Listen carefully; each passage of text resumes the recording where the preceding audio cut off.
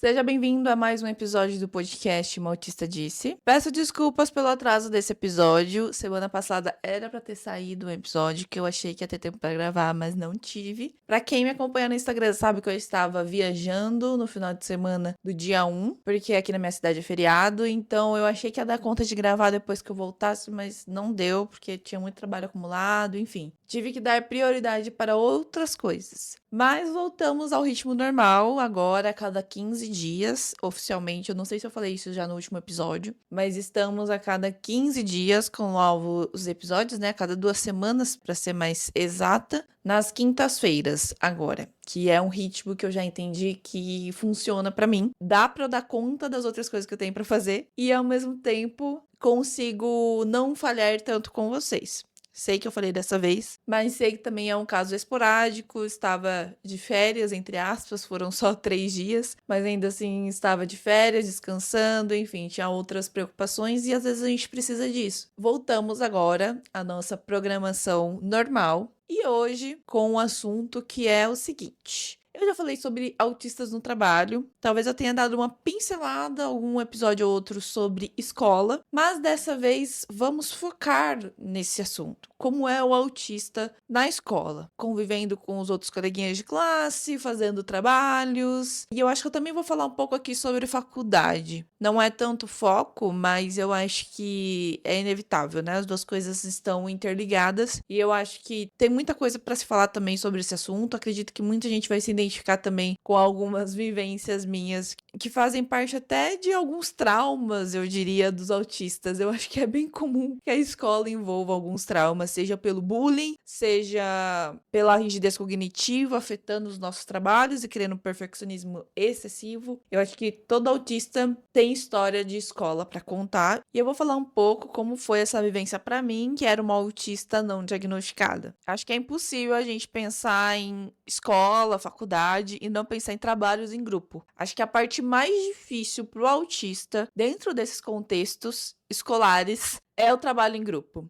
Porque a gente já tem dificuldade de fazer amizade. A gente sempre tem aquele medo de ficar sozinho no final das contas. Eu vivia com esse medo, gente. Tipo, é real mesmo. Eu sempre tinha esse medo de, meu Deus, os grupos estão se formando, eu preciso entrar logo em um, senão eu vou ficar sozinha. E aí você fica aquela sensação de, meu Deus, eu sou abandonado, ninguém gosta de mim, coisas desse tipo. Já vivi muito isso. Eu sempre me agarrava a alguém ao longo de um ano, por exemplo, pra, tipo assim, não, essa pessoa eu sei que aceita fazer trabalho comigo, essa pessoa eu sei que vai fazer trabalho comigo, então acho que tá tudo bem. Mas no começo do semestre ou do ano era sempre mais difícil quando eu ainda não tinha essa pessoa, sabe? Que eu sabia que eu podia confiar que, tipo, essa pessoa não vai me deixar sozinha. Eu comecei a ter mais segurança quando eu entrei no ensino médio, eu fiz novas amizades, principalmente a Amanda e a Adriele no contexto de ensino médio mesmo, eram minhas melhores amigas, no sentido que, tipo, eu sempre vou ter alguém pra fazer trabalho, então, ufa, tá tudo bem. É lógico que tem alguns contextos, algumas variáveis que complicam às vezes a situação. A gente era um trio, às vezes a professora falava, tem que fazer dupla. Aí vinha outro pânico, ai meu Deus, dupla, e agora? Será que eu vou ficar sozinha? Será que vai ter alguém pra fazer dupla comigo? Era um medo quase que constante na minha vida, o medo de sobrar, o medo de ficar sozinha, o medo de se sentir abandonada nos trabalhos em grupo. Eu lembro muito desse sentimento.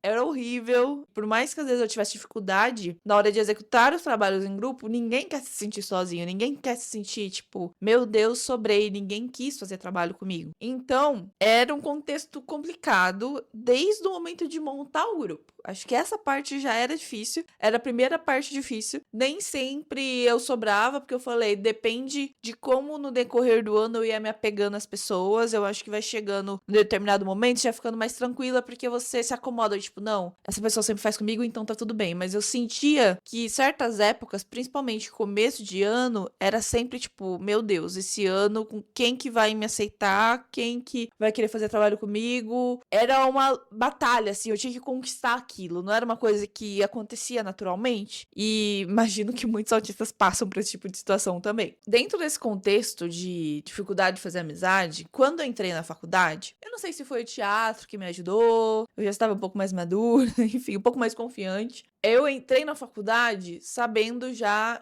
que eu tinha dificuldade de fazer amizade. Na verdade, eu já vinha dessa consciência fazia um tempo. Quando eu terminei a escola, eu sabia que aqueles amigos, por mais que continuassem sendo amigos, não ia mudar a vivência. A pessoa ia fazer faculdade, ia viver a vida dela, ia estar em outro contexto, não ia fazer mais parte da minha vida tão constantemente. Então eu precisava fazer outros amigos. E eu já falei disso, acho que em outros episódios também, né? Eu entrei no grupo de jovens da igreja e eu consegui fazer amizade lá. A minha estratégia deu certo. Me desculpem a quebra na edição, que o celular apitou aqui, eu tive que ver o que era e começar uma nova gravação. Mas continuando, eu estava falando sobre que eu tinha estratégias, né? Então, quando eu soube que eu tava vendo que a escola tava acabando e eu ia ficar sem amigos, eu entrei no grupo de jovens pra tentar resolver isso. E funcionou porque são meus amigos até hoje. Uma parte, é lógico, não todos, mas assim, são pessoas que eu considero muito, que ficaram muito especiais na minha vida. E graças a Deus, encontrei ali pessoas em comum comigo, sabe? Que realmente eu posso contar e também sabem que eu posso contar com eles. Sempre digo que neurodivergentes se atraem. Não que todas as pessoas desse grupo de amigos sejam neurodivergentes, mas a gente tem algumas suspeitas e algumas certezas também. E alguns talvez só sejam neurotípicos e tá tudo bem. Então, assim, eu já vivia dentro de um contexto onde eu tinha estratégias para criar amizades. Quando eu entrei na faculdade, não foi muito diferente. A minha estratégia foi a seguinte: vou ver quem senta mais na frente, quem parece que presta mais atenção na aula, e vou automaticamente tentar, assim, criar uma amizade, tentar me aliar a essas pessoas, pra quando tiver trabalho em grupo e tudo mais, eu ter pessoas, e também porque eu queria fazer amizade, é lógico. E eu lembro que a primeira pessoa que eu percebi que eu queria fazer amizade era o Wesley. E porque, tipo, ele era todo, assim, estiloso e tal, e ao mesmo tempo ele parecia interessado, tipo assim, quero ser um publicitário de sucesso e tal. E eu acho que eu me identifiquei muito com ele nesse sentido. Na verdade, eu sempre me identifiquei com pessoas LGBT, no geral. Eu sempre achei mais fácil fazer amizade com pessoas LGBT, e eu acho que o Wesley também entrou um pouco dentro desse contexto. Eu percebia, lógico, que assim, ele já tava formando um grupinho também de amigos, ele já tinha uma outra amiga ali fazendo curso junto, e aí formou-se um grupo e eu criei ali uma amizade. Mas você entende que, normalmente, eu acho que para neurotípicos, essas amizades surgem de forma mais automática, mais fluida. E pra mim era uma coisa assim, deixa eu pensar quem eu quero ser amigo, deixa eu analisar a situação. Aí eu percebi que o Wesley de cara, assim, eu gostei muito dele, e aí falei, bom, acho que essa é uma pessoa, e continuei olhando, né, analisando a situação, e falei, bom, essas pessoas aqui também parecem estar interessadas em realmente estudar, então vou me aproximar dessas pessoas. Então, tudo. Tinha que ser muito calculado, assim, porque era muito difícil pra mim iniciar a conversa e tudo mais. Essa parte de montar grupo e tudo mais, ainda mais no começo, né? É tudo muito complicado. Então eu tentava ganhar as pessoas também pelo fato de que eu era uma pessoa que estudava, que tava ali pra levar a sério, que não tava ali de brincadeira. Então eu tava ali pra estudar de verdade, sabe? Tirar boas notas. Inclusive, fiz uma faculdade particular que era cara, então na minha cabeça tenho que fazer valer cada centavo disso aqui, porque haja investimento. Então, eu tinha que ver quem tava comigo dentro desse pensamento também. E ali eu fiz minhas amizades. Só que depois, mais pra frente, é uma coisa que eu não sei nem se eles sabem, né? Mas o meu perfeccionismo, que é o segundo tópico que eu quero trazer aqui, ele me atrapalha bastante.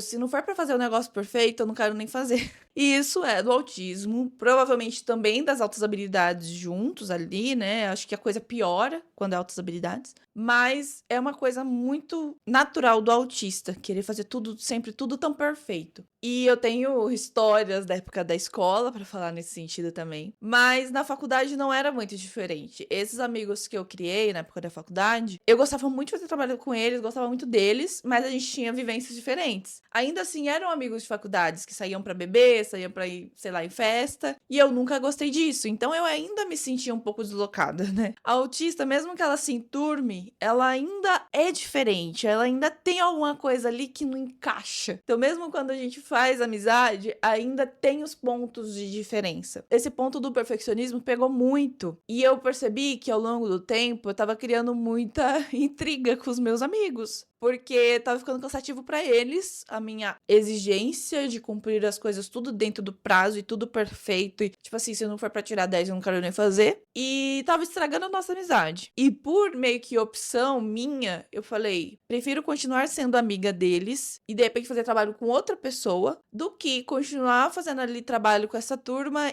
e a nossa amizade, sabe, não ficar tão legal. Eu não sei se isso ajudou muito, pra falar a verdade. Acho que quando você para de fazer trabalho com a pessoa, querendo ou não, você se afasta já de algum jeito. Então não sei se isso foi a melhor estratégia, mas foi por isso que eu parei um pouco de fazer trabalho com eles, porque eu sei que o meu nível de exigência é muito grande. E isso não quer dizer que eu sou melhor que eles. Eles estavam cansados. Eu mesma era CLT, trabalhava das 8 às 6, depois ia direto pra faculdade às 7, voltava pra casa quase 11 horas da noite. Tipo, eu também estava cansada. E eu acho que é natural que com o tempo as pessoas pensem assim, tá tudo bem, eu vou tirar uma nota boa, mas não precisa tirar 10, você tá entendendo? Mas o meu nível de exigência era um negócio absurdo. Principalmente no sentido que, tipo, não vamos deixar as coisas pra fazer em cima da hora. Eu queria fazer com antecedência, que isso é uma coisa também muito autista de fazer, né? De querer sempre deixar pronto antes de, tipo, querer se preparar, se programar. As pessoas tinham dificuldade de pensar desse jeito, porque às vezes as pessoas faziam em cima da hora, elas sabiam que ia dar tempo, estavam acostumadas, então pra eles estava tudo bem, você tá entendendo? E aquilo me gerava um sofrimento, vamos dizer assim. E eu acho que acabava que gerava sofrimento pros dois lados, porque eles estavam já cansados de fazer trabalho comigo e eu não tava aguentando mais aquela situação também. Então, para uma questão de preservação, até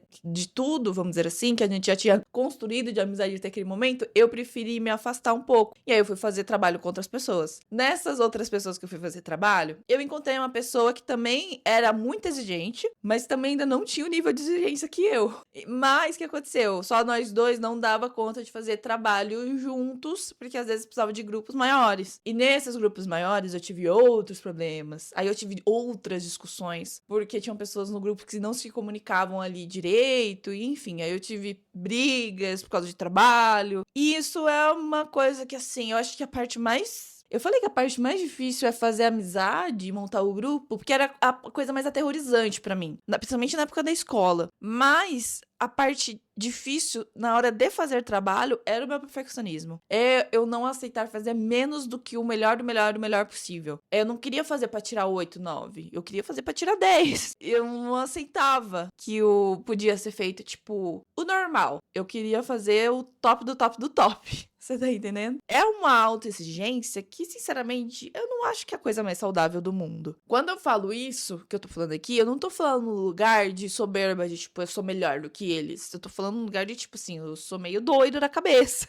Porque não precisava de tudo aquilo, talvez. Dava pra levar um pouco mais leve. Mas eu não conseguia. Porque eu sou assim de entrar no negócio, eu quero fazer o melhor que eu posso. E se eu não puder fazer o melhor, eu vou ficar sofrendo por causa daquilo, sabe? O não fazer o melhor também me faz sofrer. Mas eu prefiro fazer sempre o melhor. Mas a questão é que hoje em dia eu entendo que eu não posso exigir que as pessoas queiram o mesmo que eu. Esse que é o ponto. Porque o meu cérebro funciona diferente. Então, na verdade, o correto seriam que pessoas que funcionam com o cérebro do mesmo jeito façam trabalho juntos, talvez. Não sei. Talvez essa seja a melhor opção. Mas eu não acho que tinham mais autistas na minha sala. Não tinha nem diagnosticado, nem não diagnosticados, eu imagino. Então, tipo, não tinha essa opção, né? E é lógico, eu acho que meus amigos ali tiveram muita paciência comigo. Eu também tive que ter paciência com eles, porque eles não entendiam o que eu tava querendo dizer. E eu acho que essa parte já, só da faculdade, já é tão complexo.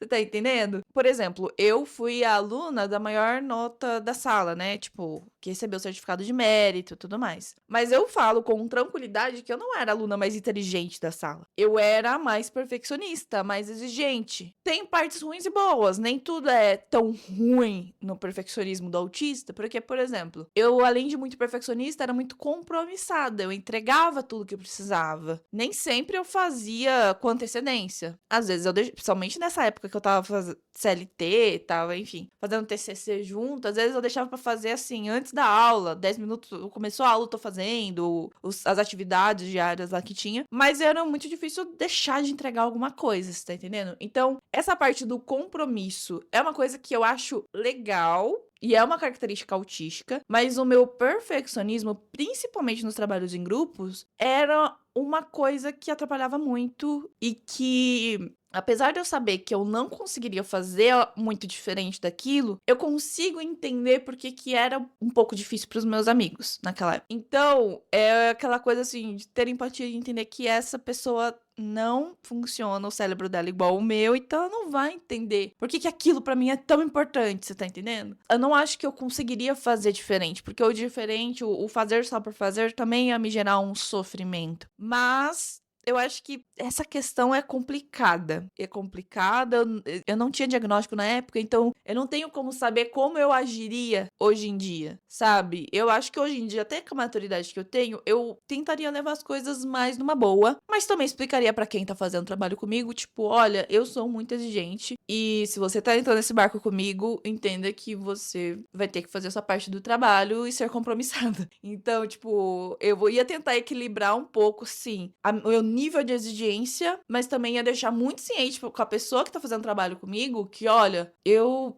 preciso que algumas coisas sejam pelo menos previsíveis, sabe? Porque senão eu vou surtar no meio do trabalho e ninguém quer isso. Não vai ser legal pra ninguém. Então eu acho que se tivesse o diagnóstico, essas coisas fossem conversadas, de repente dava pra encontrar um caminho do meio. Mas como não tinha, eu não sabia como agir, eu não sabia quais as minhas dificuldades, é mais complexo resolver esse tipo de questão. E como eu disse, eu também tive dificuldades na época da escola com isso. Recentemente, teve um dia que eu coloquei uma caixinha de perguntas no meu Instagram e uma amiga minha me respondeu muito carinhosa, falando várias coisas legais pra mim, sobre o fato de que na época ela não sabia que eu era autista. Só que teve uma coisa que ela falou que eu achei muito curioso, que ela não, teve um trabalho que eu não deixava ela desenhar na cartolina, porque eu falava que não ia ficar bom.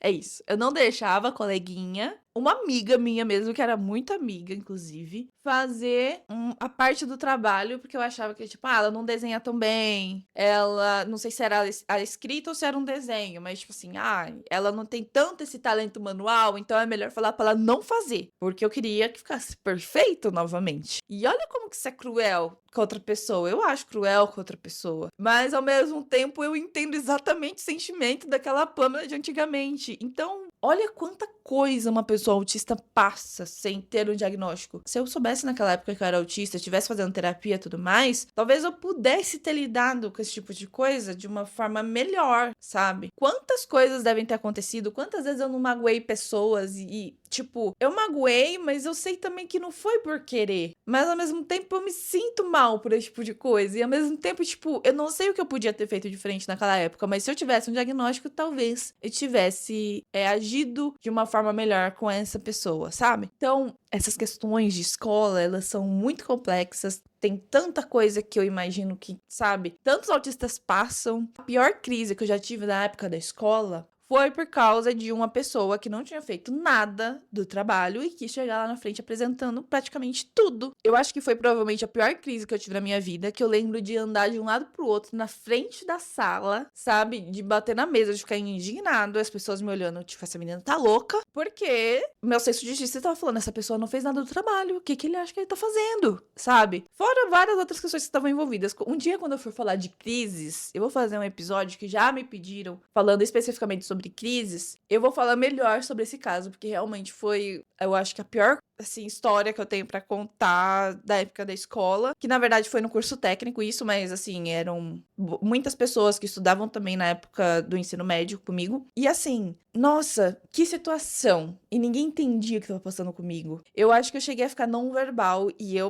pra eu ficar não verbal tem que acontecer algo muito grave, mas eu acho que isso chegou a acontecer comigo, inclusive foi mais uma situação que eu não fui legal com um amigo meu, uma pessoa que era muito querida, que eu amo muito até hoje, inclusive, que eu também não fui uma amiga muito legal. E aí, você entende que esse tipo de situação, ela poderia ter sido mais tranquila se eu tivesse tido um diagnóstico. Eu poderia ter passado por essa fase com mais acolhimento por parte dos meus amigos e também eu tentando entender, dar mais espaço pros meus amigos, entender melhor, exercer um pouco mais a parte de empatia, que não é porque eu não tinha empatia, é porque eu não sabia que meu cérebro funciona de forma diferente deles. Eles teriam mais empatia comigo, porque eles saberiam, o cérebro dela funciona diferente. E eu teria mais empatia com eles, porque eu sabia que, é o meu cérebro que funciona diferente. Eles não estão entendendo o que eu tô querendo dizer. Então, tipo, não é por mal isso, sabe? É que realmente eles não compreendem o que eu digo, mas eles não são pessoas más por isso. Ou que, tipo, eu sou melhor do que eles. Por quê? Eu acho que por não ter o diagnóstico, eu por muitas vezes na minha vida tive esse sentimento de que eu sou melhor. Não que eu sou melhor, mas, tipo, eu pensava, gente, essas pessoas não conseguem entender o meu ponto de vista. E isso fazia, tipo, eu pensar, gente,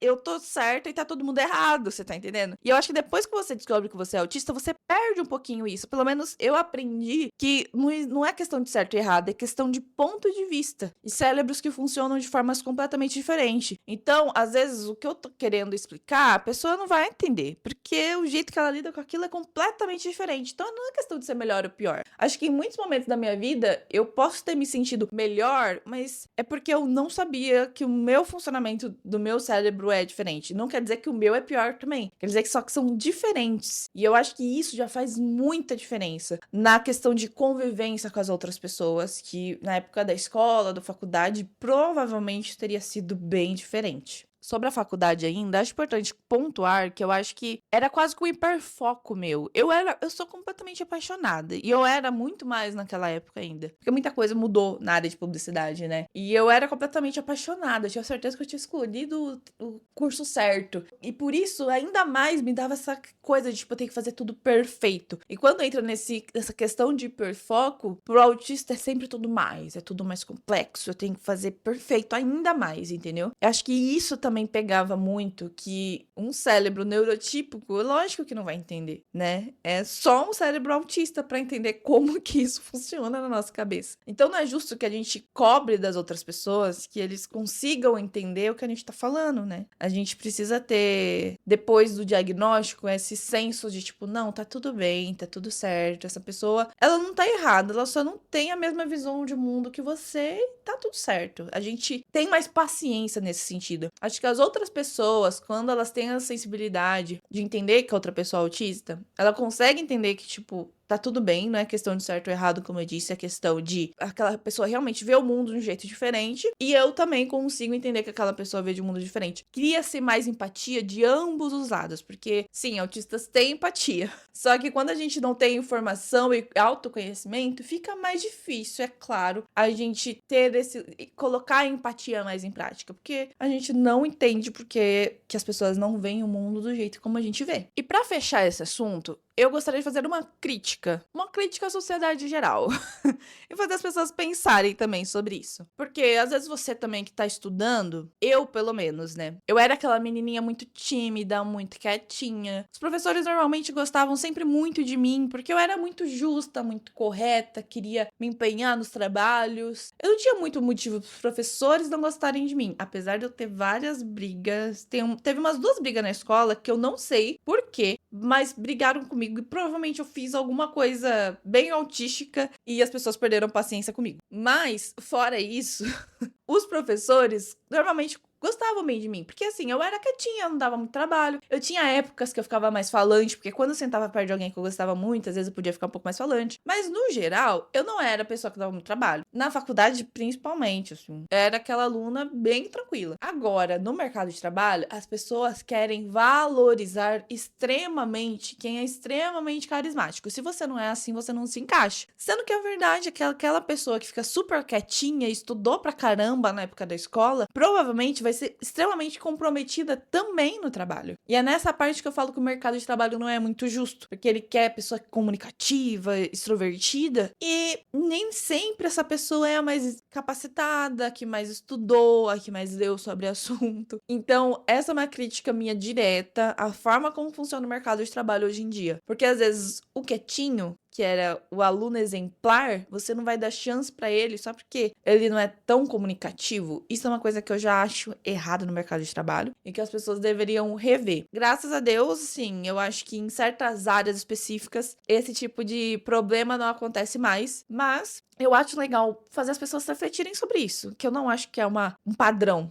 né, que pessoas quietinhas e tudo mais não possam ser bons funcionários ou, tipo, ter uma carreira de sucesso ou empreender, por exemplo, como no meu caso. É mais complexo empreender no meu caso, eu não vou mentir. Eu queria ser essa pessoa que tem muito networking e tudo mais, mas eu faço o que eu posso mostrando o meu talento, mostrando que eu faço bem, sabe? E não, lógico, não fazendo muitas amizades e indo em eventos de negócios, porque não é a minha área, mas isso não tira a capacidade que eu tenho de realizar o meu trabalho. Eu acho que é isso que é importante frisar e falar, porque muitos autistas têm muito talento, mas às vezes por causa da comunicação são deixados de lado numa entrevista de emprego, e eu acho isso um erro bem cruel e que a sociedade precisa rever, vamos dizer assim. Bom, gente, é isso. Só dando mais um último recado, porque no último episódio eu falei que eu ia no show, que inclusive foi nessa viagem que eu fiz, e eu falei que eu ia tentar aproveitar o show de um jeito mais tranquilo. Coincidentemente ou não, quando eu cheguei no show, porque eu, enfim, fui comer, fui fazer várias coisas ali. Quando eu cheguei no show, a grade já tava lotada. Tecnicamente não tinha mais lugar pra mim na grade. Eu ia ficar, tipo, atrás pelo menos de uma pessoa. E eu sou a pessoa acostumada com a grade. Só que, um pouco pra trás da grade, tinha, tipo, um degrauzinho. Assim, um lugar que você podia ficar sentado ali, como se fosse um banquinho. E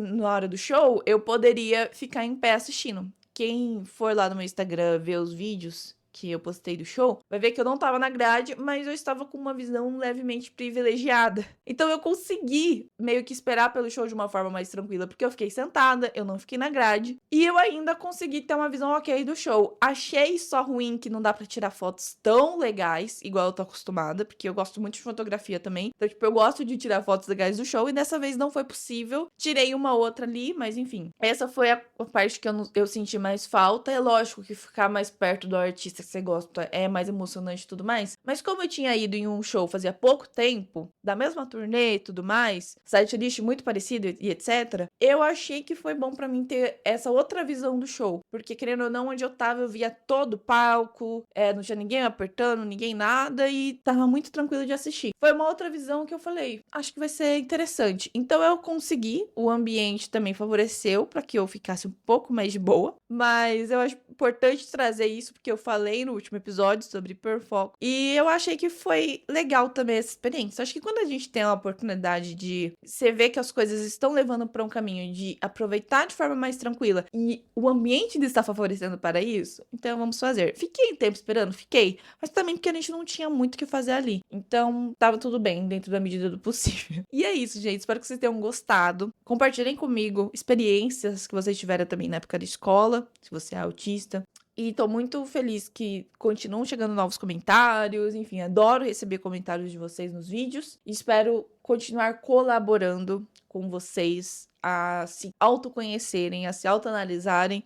Muita gente que está em busca de diagnóstico ou teve diagnóstico recente sempre me mandam comentários e eu fico muito feliz de saber disso, que eu estou ajudando vocês de alguma forma. Espero continuar fazendo isso. E é isso, gente. Se você gostou, não se esquece de curtir o vídeo, se você tá no YouTube, se inscrever no canal, ou se você estiver no Spotify, avalie o podcast, dê 5 estrelas, siga o canal também no Spotify. Isso tudo ajuda bastante e me motiva também bastante, claro, a continuar fazendo esse trabalho. Apesar de que, de qualquer jeito, eu já amo fazer isso aqui. Agradeço o feedback sempre de vocês, a ajuda. E é isso, gente. Até o próximo episódio.